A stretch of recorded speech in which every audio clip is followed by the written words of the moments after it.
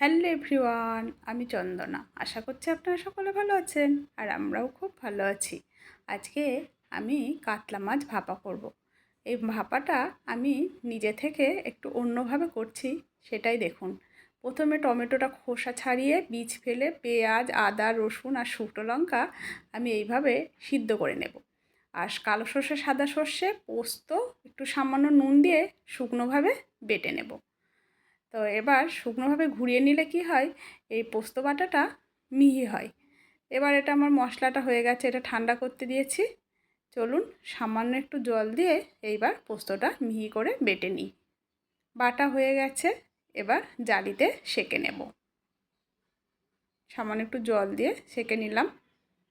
খোসাগুলো এই দেখুন ফেলে দিলাম। আর এই মশলাটা এবার বেটে নেব আলাদাভাবে। মশলাটা বাটা হয়ে গেছে। 2 চামচ টক দই আমি একটা আলাদা পাত্রে তুলে নেব,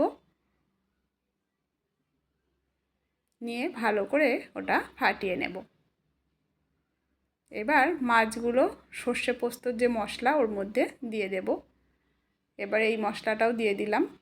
2 চামচ ফাটানো টক দই দিলাম, হলুদ, লঙ্কা গুঁড়ো, লবণ আর একটু হাত খুলে সর্ষের তেল দিতে হবে। এই সব ভাপাতে একটু সর্ষের ঝাঁঝ আর সর্ষের তেল হলে টেস্টটা আরও বেশি হয়। একটু কাঁচা পাকা লঙ্কা দিয়ে ভালো করে মাখিয়ে নিলাম। তা ম্যারিনেশন হয়ে গেছে, কড়াইতে জল দিয়ে এবার এটা বসিয়ে দিলাম, ঢাকনা দিয়ে দিলাম। এবার ওপর থেকে কড়ার ঢাকনাটাও চাপা দিয়ে দিলাম। 10 মিনিটের জন্য সিমে আঁচে দিয়ে দিলাম। তা চলুন 10 মিনিট পরে আবার ফিরছি। 10 মিনিট পর গ্যাসটা অফ করে দিলাম। এবার ঢাকাটা খুলে দেখি, হ্যাঁ হয়ে গেছে। তা চলুন গরম ভাতে পরিবেশন করুন। একদিন এই ইলিশ মাছও আমার ভেজে রান্না করতে হতো, কিন্তু এখন এই সব ভাপা খেয়ে এখন আর ভাজতে দেয় না। দুর্দান্ত হয় খেতে। যেমন খেতে ভালোবাসি, তেমন রান্না নিয়ে এক্সপেরিমেন্ট করতেও ভালোবাসি।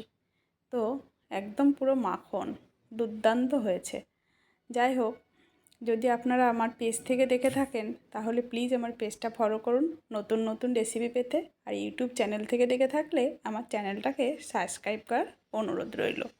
সবাই সাবধানে থাকবেন, সুস্থ থাকবেন। ফিরছি অন্য কোনো রেসিপির সঙ্গে। বাই।